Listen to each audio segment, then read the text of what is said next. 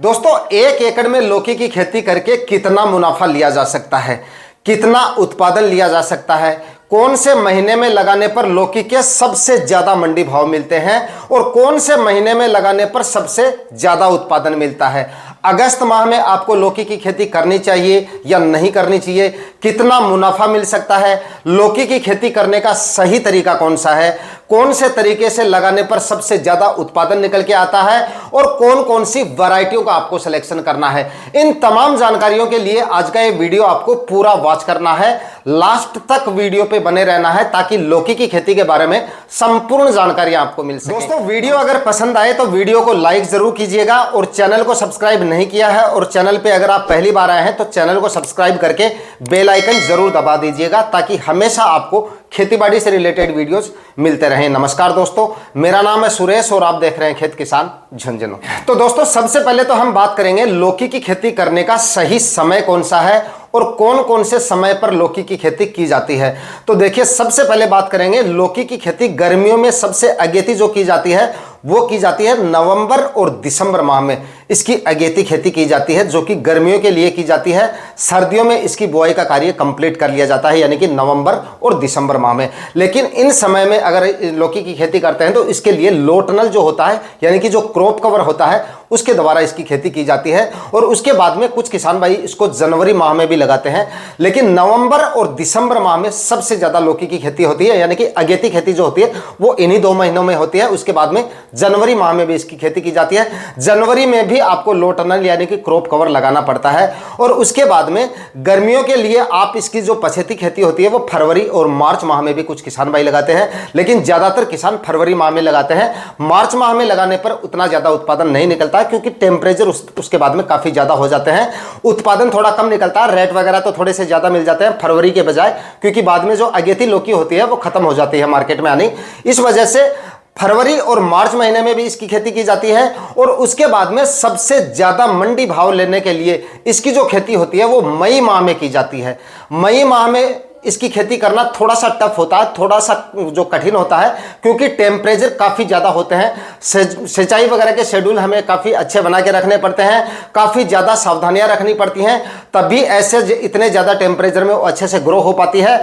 लेकिन उत्पादन भले ही थोड़ा सा कम आ जाता होगा, लेकिन मंडी भाव सबसे ज़्यादा उसी समय पर मिलते हैं जिस समय पर, यानी कि मई माह में इसकी खेती की जाती है। यानी कि मई में जिन किसान भाइयों ने लौकी की खेती की थी, मैंने वीडियो डाला था उस समय पे, जिन किसान भाइयों ने मई में लौकी लगाई थी उनकी लौकी जो है वो 30-40 रुपए के मंडी भाव उनको मिले थे। आज से 15 दिन पहले लगभग लौकी के जो मंडी भाव थे वो 30-40 रुपए थे। और उसके बाद की अगर बात की जाए तो उसके बाद में जून, जुलाई और अगस्त, इन तीनों महीनों में लगातार लौकी की खेती की जाती है। अब बात करते हैं जून, जुलाई और अगस्त माह में लौकी की खेती हमें कौन से महीने में करनी चाहिए, कौन से महीने में सबसे ज्यादा उत्पादन मिलता है और कौन से महीने में सबसे ज्यादा मुनाफा मिलता है। तो भाई, उत्पादन की अगर बात की जाए तो उत्पादन तो आपका मिलेगा, आपको जो है जून और जुलाई माह में अगर आप लौकी की खेती करेंगे तो आपको अगस्त और सितंबर माह में भी कुछ किसान भाई लगाते हैं, लेकिन हम अगस्त की बात कर रहे हैं। अगस्त माह में किसान भाई जो लौकी की खेती करते हैं उनसे ज्यादा उत्पादन जून और जुलाई माह में लौकी लगाने पर मिलता है, क्योंकि अगस्त में जो किसान भाई लौकी लगाते हैं उनको आगे समय जो है वो थोड़ा कम बचता है, यानी कि पाले वगैरह पड़ने शुरू हो जाते हैं, टेम्परेचर काफी डाउन आ जाते हैं, उस समय हमारा उत्पादन जो है वो डाउन हो जाता है। इस वजह से जून और जुलाई में जिन किसान भाइयों ने लौकी लगा ली है उनको उत्पादन सबसे ज्यादा मिलेगा। लेकिन दोस्तों, अगस्त माह में लौकी लगाने पर उत्पादन आपको भले ही कम मिल जाए, लेकिन इसके जो मंडी भाव हैं वो आपको जरूर जून और जुलाई के मुकाबले अगस्त माह में अगर लौकी लगाते हैं तो उसके मंडी भाव हमें सबसे ज्यादा मिलते हैं। यानी कि अच्छे मंडी भाव हमें अगस्त माह में लौकी लगाने पर मिलते हैं। और इसका कारण यह है कि जून और जुलाई में जिन किसान भाइयों ने लौकी लगाई है उसका उत्पादन उसके बाद में कम हो जाता है। जिस समय अगस्त वाली लौकी मार्केट में आती है उस समय पे मंडी में लौकी की आवक काफी कम हो जाती है, डिमांड जो है लौकी की वो काफी ज्यादा हो जाती है। इस वजह से अगस्त माह में जो किसान भाई लौकी लगाते हैं उनको इसके मंडी भाव सबसे ज्यादा मिलते हैं। तो अगर आपको उत्पादन ज्यादा लेना है तो आपको जो है जून और जुलाई में इसकी खेती करनी चाहिए, और अगर आपको मंडी भाव ज्यादा लेने हैं तो आपको अगस्त में इसकी खेती करनी चाहिए। तो दोस्तों, अगस्त माह में लौकी की खेती करने पर उत्पादन भले ही आपका थोड़ा सा कम रहे, लेकिन मंडी भाव आपको ज़्यादा मिल जाते हैं। इस वजह से आप जो अगर लौकी की खेती करने की सोच रहे हैं या आप लौकी की खेती करना चाहते हैं, अच्छा उत्पादन और अच्छा मुनाफा लेना चाहते हैं, तो आपको यहाँ पर थोड़े एरिया में लौकी जो है वो जुलाई या जून में लगानी चाहिए और थोड़े एरिया में लौकी की खेती अगस्त माह में करनी चाहिए। इस तरह से अगर आपको करेंगे तो आपको उत्पादन भी अच्छा मिल जाएगा और मंडी भाव भी शानदार मिल जाएंगे। इस तरह से आप इन महीनों में लौकी की खेती कर सकते हैं। और उसके बाद में जो लौकी की खेती और नवंबर और दिसंबर माह में होती है उसके बारे में मैंने आपको बता दिया है। अब बात कर लेते हैं लौकी की खेती करने के लिए जमीन किस तरह की होनी चाहिए।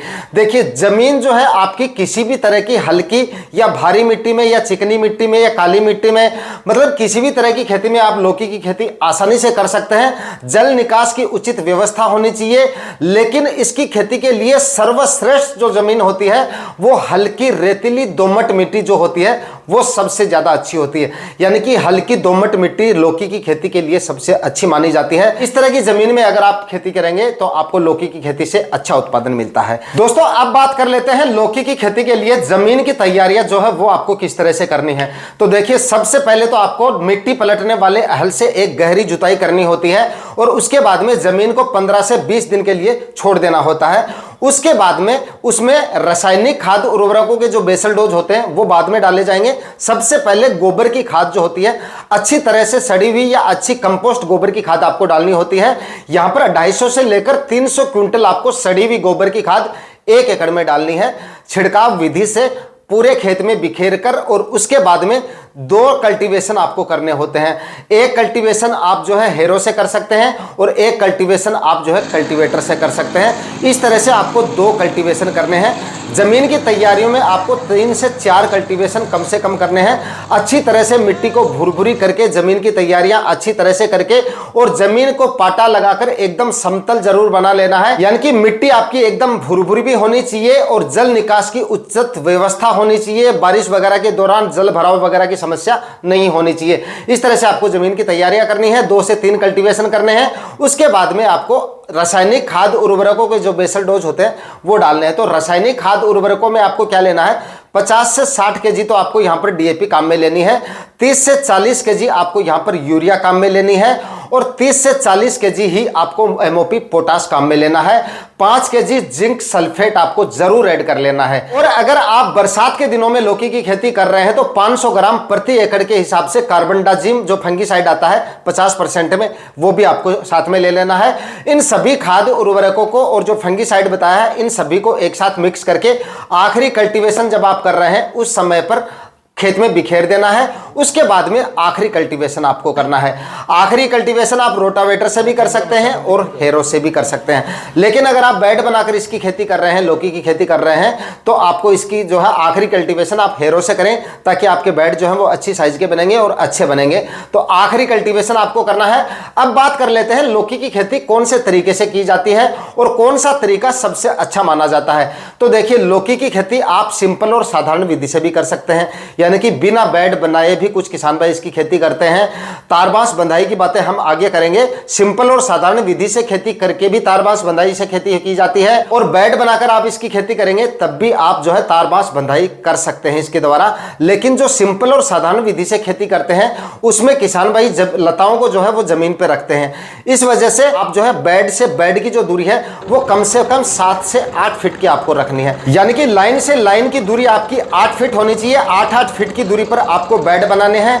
बेड की चौड़ाई लगभग 3 फीट होनी चाहिए और ऊंचाई 1 से 1.5 फीट होनी चाहिए।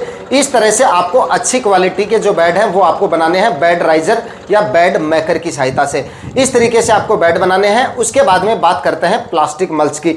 तो यहां पर आप जो है 21 माइक्रोन की प्लास्टिक मल्च से काम चला सकते हैं, क्योंकि ये जो फसल होती है छोटी अवधि की फसलें होती हैं। 2-3 महीने की टोटल फसलें होती है। मैक्सिमम आप 3-3.5 महीने की मान के चलिए, इतने महीने में उत्पादन देके चली जाती है। तो इतने कम समय के लिए 25 या 30 माइक्रोन की प्लास्टिक मल्च आपको लेने की जरूरत नहीं पड़ेगी। मेरे ख्याल से आप 21 माइक्रोन की अच्छी क्वालिटी की जो है प्लास्टिक मल्च काम में ले सकते हैं, जिसमें आपको जो है सीड शोविंग जो है वो कम से कम 1.5 से 2 फीट की दूरी पे करनी है।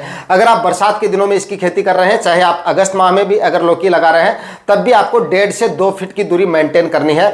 बेड से बेड की दूरी कम से कम 7-8 फीट की रखनी है और प्लांट से प्लांट की जो दूरी है वो 1.5 से 2 फीट की आपको रखनी है। इस तरह से आपको सीड शोविंग करनी है। उसके बाद में बात करते हैं मचान विधि की। या तो आप सिंपल और साधारण विधि से खेती कर सकते हैं। अगस्त माह में अगर आप खेती कर रहे हैं तो सिंपल और साधारण विधि से अगर आप खेती करेंगे तब भी आप जो है इसकी खेती आसानी से कर सकते हैं। लेकिन मैंने आपको बता दिया, इसके लिए आप जो है लाइन से लाइन की दूरी जरूर मेंटेन करके चलें, क्योंकि यहां पर इस समय पर आप लौकी की खेती करेंगे तो आपके प्लांट जो है वो काफी अच्छी ग्रोथ में होते हैं, अच्छी ग्रोथ करते हैं। इसकी वजह से स्पेस आपको काफी अच्छे से मेंटेन करके रखना है। और उसके बाद में अगर आप तारबास बंधाई जुगाड़ के द्वारा इसकी खेती करते हैं तो वो सबसे अच्छा तरीका माना जाता है। अगर आपको अच्छा उत्पादन लेना है और उत्पादन की क्वालिटी अच्छी लेनी है, यानी कि फल जो है फलों की क्वालिटी अगर आपको अच्छी लेनी है तो आपको बेड बनाकर आप इसकी खेती करेंगे तो फलों की क्वालिटी भी आपको अच्छी मिलेगी और उत्पादन भी आपका काफी शानदार निकल के आएगा। इस तरीके से अगर आपकी खेती करेंगे, इसमें आपका जो खर्चा होता है वो एक्स्ट्रा जो खर्चा होता है वो 15 से 20 हजार का लगभग हो जाता है। 1 एकड़ में अगर आप लौकी की खेती करते हैं तो लगभग सिंपल और साधारण विधि से करते हैं तो लगभग 15 से 20 हजार का आपका खर्चा हो जाता है। और अगर आप वहीं पर मचान विधि से इसकी खेती करते हैं तो लगभग 35 से 40 हजार रुपए 1 एकड़ में आपका लौकी का खर्चा हो जाता है। तो दोस्तों लाइन से लाइन की दूरी मैंने आपको बता दी, प्लांट से प्लांट का डिस्टेंस मैंने आपको बता दिया, प्लास्टिक मल्च के बारे में मैंने आपको बता दिया। प्लास्टिक मल्च लेकिन अगर आप बिछा रहे हैं तो उस समय पे आपको थोड़ी सी सावधानी आप रखें। मैं जो तरीका बता रहा हूं उस तरीके से आप प्लास्टिक मल्च लगाएं। कुछ किसान भाई क्या करते हैं, उसको मिट्टी से पूरी तरह से कवर कर देते हैं। इससे क्या होता है, निकालते समय बहुत ज्यादा परेशानी होती है और आपकी जो प्लास्टिक मल्च होती है, फसल जो छोटी अवधि की होती है उनमें प्लास्टिक मल्च वो ठीक से वापस निकलती भी नहीं है। अगर आप मेरे बताए गए तरीके से प्लास्टिक मल्च लगाएंगे तो आप उसको दूसरी फसल में भी आसानी से काम में ले पाएंगे, क्योंकि लौकी जो होती है छोटी अवधि की फसल होती है, इसमें प्लास्टिक मल्च जो होती है वो खराब नहीं होती है। तो आप जब प्लास्टिक मल्च लगाएं तो मिट्टी से उसको पूरा कवर ना करें, यानी कि 5-5, 6-6 फीट की दूरी पर, जिस तरह से आप वीडियो में देख पा रहे हैं इस तरीके से आप 5-5, 6-6 फीट की दूरी पर आमने सामने इस तरह से मिट्टी डालें, गैप छोड़ छोड़ के। और उसके बाद में इससे क्या होगा, जब आपकी फसल पूरी हो जाएगी और जब वापस निकालेंगे तो ना तो आपको निकालने में मशक्कत करनी पड़ेगी ज्यादा और आपकी जो प्लास्टिक मल्च है वो आसानी से निकल जाएगी। और ऐसी ही किसी दूसरी फसल में आप इसको दोबारा काम में ले सकते हो। अगर आप जो दूसरी सब्जियां लगा रहे हो, छोटी अवधि वाली फसलें लगा रहे हो, तो उसमें आप इस प्लास्टिक मल्च को दोबारा से काम में ले सकते हो। आपको पता है प्लास्टिक मल्च जो होती है काफी कॉस्टली आती है और इसका जो खर्चा होता है वो भी काफी ज्यादा होता है। तो आप इसको बताए गए तरीके से लगाएंगे तो आप आसानी से इसको दूसरी फसल में भी काम में ले पाएंगे। हालांकि मैं इतना श्योर तो नहीं हूं कि आप जो है 100% तक आप इसको काम में ले लोगे, लेकिन 70-80% भी अगर आपकी प्लास्टिक मल्च निकल जाती है तो इससे भी आपका खर्चा काफी कम हो जाता है। तो इस तरीके से आप प्लास्टिक मल्च लगाएं। और अब बारी आती है सीड शोविंग की। तो यहां पर सबसे पहले हम बात कर लेते हैं लौकी की टॉप 5 वैरायटियों के बारे में। यहां पर आपको कौन कौन सी वैरायटियों का सिलेक्शन करना चाहिए। तो भाई यहां पर मैं आपको लौकी की जो है टॉप 5 वैरायटियों के बारे में बता रहा हूं। उनमें से जो भी वैरायटी आपको मिल जाती है, अच्छी वैरायटी के बारे में बताऊंगा। जो वैरायटी आपको मिल जाए उन्हीं वैरायटियों का आप सिलेक्शन कर सकते हैं। तो नंबर 1 पर तो है, देखिए सब किसान भाई इसी का सिलेक्शन करते हैं और काफी अच्छा उत्पादन मिलता है इससे और फल की क्वालिटी इसकी काफी शानदार है। तो यहां पर आप नंबर 1 पर तो माहिको की 8 नंबर वैरायटी आती है। सबसे पॉपुलर वैरायटी है और सबसे ज्यादा लगाई जाने वाली वैरायटी है। सबसे ज्यादा किसान भाई इसी वैरायटी का सिलेक्शन करते हैं, तो आप इस वैरायटी का सिलेक्शन कर सकते हैं। काफी अच्छी और काफी शानदार वैरायटी है। इसके बाद में नंबर 2 पर मैंने रखा है ईस्ट वेस्ट की अनमोल वैरायटी आती है। इसके भी फल की क्वालिटी काफी अच्छी है और उत्पादन भी काफी शानदार मिल जाएगा। नंबर 2 पर आप इसका अनमोल का सिलेक्शन कर सकते हैं। नंबर 3 पर है धान्या कंपनी की महिमा वैरायटी आती है। यह भी काफी शानदार और काफी अच्छी वैरायटी है, आप इसका भी सिलेक्शन कर सकते हैं। यह भी काफी अच्छी वैरायटी है। इसके बाद में अगली जो वैरायटी है दोस्तों वो है नुमेन्स की अनोखी वैरायटी। यह भी काफी अच्छी वैरायटी है। अगर आपको यह वैरायटी मिल जाती है तो आप इसका भी सिलेक्शन कर सकते हैं।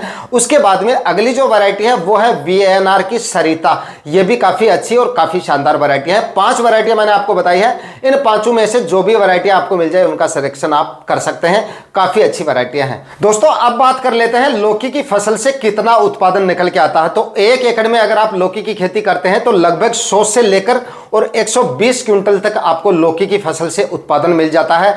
अगर आप सही तरीके से और मचान विधि से या आधुनिक विधि से जमीन पे भी अगर आप इसकी खेती कर रहे हैं और अगर अच्छी वैरायटियों का सिलेक्शन अगर आपने किया है सही तरीके से, अगर आपने फर्टिगेशन मैनेजमेंट रखा है, स्प्रे शेड्यूल अगर आपका सही रहा है, यानी कि अच्छे तरीके से वैज्ञानिक विधि से अगर आप इसकी खेती करते हैं तो 100 से लेकर और 120 क्विंटल तक इसका उत्पादन आपको आराम से मिल जाता है। और अगर आप इसकी खेती जुलाई और अगस्त माह में करते हैं तो इसके मंडी भावों की बात करें, अगर आप अगस्त माह में भी खेती कर रहे हैं तो लगभग 20 से 30 रुपए आप इसके मंडी भाव मान के चलिए। उत्पादन लगभग 1.5 से 2 लाख आपका आराम से निकल के आ जाता है अगर 20 से 30 रुपए के मंडी भाव आपको इसके मिल जाते हैं। लेकिन यहां पर मैं आपको 20 से 30 रुपए मंडी भाव केवल एक आइडिया बता रहा हूं, बीते सालों का जो अनुमान होता है उसी हिसाब से मैं आपको बता रहा हूं। बाकी आगे आने वाले दिनों में मंडी भाव कितने क्या रहने वाले हैं, मतलब एकदम श्योर कोई नहीं हो सकता। आप भी एकदम श्योर मत हो जाना कि आपको इतने मंडी भाव मिल ही जाएंगे। एक अनुमान मैं आपको बता रहा हूं, इतने मंडी भाव आसानी से मिल जाते हैं। तो आप बताए गए तरीके से इसकी खेती करेंगे तो आपको उत्पादन जो है वो जरूर इतना मिल जाएगा। मंडी भाव हो सकता है आने वाले दिनों में 1% चांस ऐसे भी हो सकते हैं कि डाउन भी रह जाए, बाकी 30-40 रुपए या 20-30 रुपए आराम से इसके मंडी भाव मिल जाते हैं। तो दोस्तों उम्मीद करता हूं आज के वीडियो में दी गई जानकारी आपके लिए काफी ज्यादा इंफॉर्मेटिव रही होंगी। वीडियो अगर अच्छा लगा तो वीडियो को लाइक शेयर जरूर कीजिएगा। चैनल पे नए हैं तो सब्सक्राइब जरूर कर लीजिएगा। मिलते हैं किसी और वीडियो में नए टॉपिक के साथ, तब तक के लिए जय हिंद, वंदे मातरम।